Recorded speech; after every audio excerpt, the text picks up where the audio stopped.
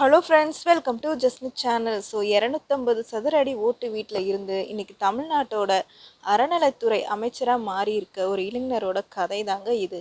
அவர் தான் ஸ்ரீரங்கம் தொகுதி எம்எல்ஏ மற்றும் தற்போதைய அமைச்சர் ரமேஷ் அவர்கள். அவரோட வயது ஜஸ்ட் 31. இன்ஜினியரிங் பட்டதாரி, மிக சாதாரண குடும்பத்தில் இருந்து வந்தவருங்க. இன்னைக்கு தமிழ்நாட்டோட மிக முக்கிய அமைச்சரவையில் ஒருவராக உட்கார்ந்துருக்காரு.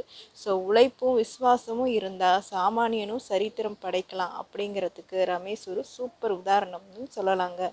மகன் மந்திரி ஆயிட்டாரு, ஆனால் அவரோட அப்பா இன்னும் ஒரு சாதாரண கோயிலில் 5000 சம்பளத்துக்கு தாங்க வேலை பார்க்குறாங்க. உங்களால் நம்ப முடியுதா? ஆமாங்க, அமைச்சர் ரமேஷோட அப்பா சீனிவாசன் மறைமலை நகரில் இருக்கிற ஒரு சிவன் கோயிலில் இன்னும் பூசாரியாக வேலை பார்த்துட்டு வராரு. அவங்க அம்மா சென்னைக்கு 90 கிலோமீட்டர் ட்ராவல் பண்ணி சமையல் வேலைக்கு போயிட்டு இருக்காங்க. மகன் அமைச்சரான பிறகும் அவங்க இன்னும் அதே பழைய வீட்டில் தாங்க வசிக்கிறாங்க. 2012 வந்த துப்பாக்கி பட போஸ்டர் ஒட்டப்பட்ட ஒரு சின்ன இரும்பு பீரோ, அதுதான் அந்த அமைச்சரோட ஆரம்ப புள்ளின்னு சொல்லலாங்க. ரமேஷ் சின்ன வயசுல இருந்தே நடிகர் விஜயின் தீவிர ரசிகர். விஜய் மக்கள் இயக்கத்தோட அடிமட்ட தொண்டனா நெருங்கி வேலை செஞ்சுருக்காருங்க. தளபதி விஜய் வெற்றி கழகம் ஆரம்பித்த உடனே அவர் என்ன பண்ணியிருக்காருன்னா, ரமேஷோட தீவிர உழைப்பை பார்த்துட்டு ஸ்ரீரங்கம் தொகுதியில் சீட்டும் கொடுத்துட்டாங்க. இன்னைக்கு அவர் அமைச்சரவையில் இடமும் பிடிச்சிருக்காருங்க. ஒரு சாதாரண ரசிகன் நினச்சா அரசனாகலாம் அப்படிங்கிறத நிரூபிச்சிருக்காரு நம்ம ரமேஷ் அவர்கள். முதல் தேர்தல்லையே மிகப்பெரிய அரசியல் புலிகளை வீழ்த்தி 33,000 அதிகமாக ஓட்டுகள் வித்தியாசத்தில் ஜெயிச்சது எப்படி?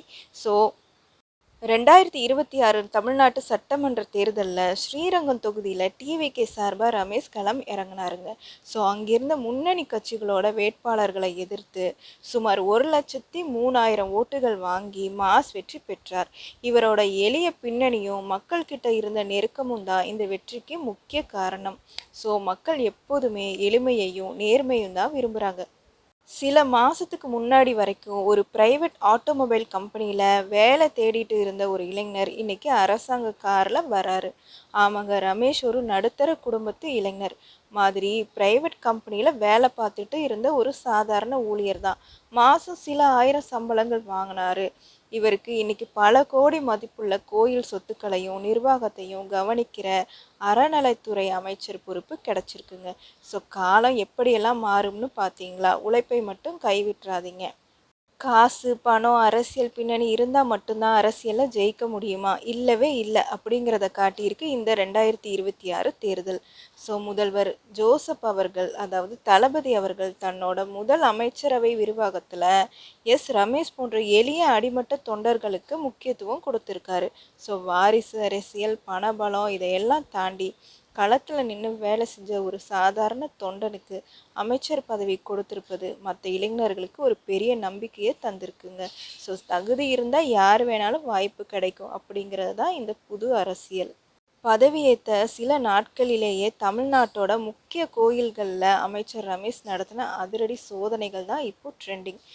அமைச்சர் ரமேஷ் பதவியேற்ற உடனே ஸ்ரீரங்கம் கோவில் மற்றும் திருச்செந்தூர் முருகன் கோவிலில் பல இடங்களில் நேரடியாக விசிட் அடித்து ஆய்வும் செஞ்சுருக்காரு. அங்கே நடக்கிற முறைகேடுகள், வசூல்களை தடுத்து பக்தர்களுக்கு தேவையான அடிப்படை வசதிகளையும் உடனே செஞ்சு தரேன்னு அதிகாரிகளுக்கு அதிரடி உத்தரவும் போட்டிருக்காரு. எளிய குடும்பத்தில் இருந்து வந்தனால மக்களுக்கு என்ன பிரச்சனை இருக்குன்னு அவருக்கு நல்லாவே தெரிஞ்சிருக்கு. பின்னணி கிடையாது, காசு பணம் கிடையாது, ஆனால் உழைப்பும் உண்மையான விசுவாசமும் இருந்தால் ஒரு சாமானியனும் தமிழ்நாட்டோட மந்திரி நாட்காலியில் உட்கார முடியுங்கிறத நிரூபித்து காட்டியிருக்காரு இந்த ரமேஷ் அவர்கள். சினிமாவில் மட்டும் பார்த்து ரசித்த தளபதி விஜயோட ரசிகன் இன்னைக்கு நிஜ அரசியலில் அவரோட கேபினெட் அமைச்சராக மாறியிருக்காரு. இந்த பயணம் நிச்சயம் அரசியலுக்கு வர துடிக்கிற பல 100 ஏழை இளைஞர்களுக்கு ஒரு மிகப்பெரிய நம்பிக்கை. இந்த எளிமையான பின்னணியில் இருந்து வந்த நம்ம புதிய அறநிலைத்துறை அமைச்சர் ரமேஷோட இந்த அதிரடி அரசியல் ஆட்டத்தை பற்றி நீங்கள் என்ன நினைக்கிறீங்க? உங்களோட கருத்துக்களை கீழே இருக்க கமெண்ட் பாக்ஸில் சொல்லுங்கள். இந்த வீடியோ உங்களுக்கு பிடிச்சிருந்தா லைக் பண்ணி, ஷேர் பண்ணி, சப்ஸ்கிரைப் பண்ணிக்கோங்க. தேங்க்யூ ஃபார் வாட்சிங்.